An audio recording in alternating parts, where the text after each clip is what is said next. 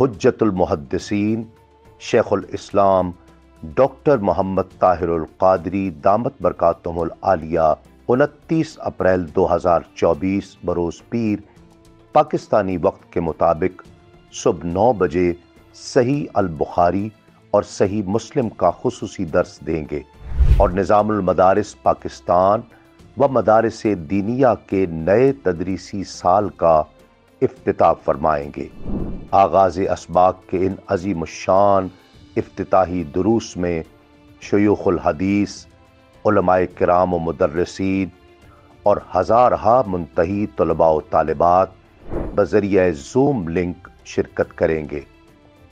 دروس البخاری و مسلم کی اس خصوصی علمی و فکری اور فنی نشست کا اہتمام نظام المدارس پاکستان کی طرف سے کیا گیا ہے۔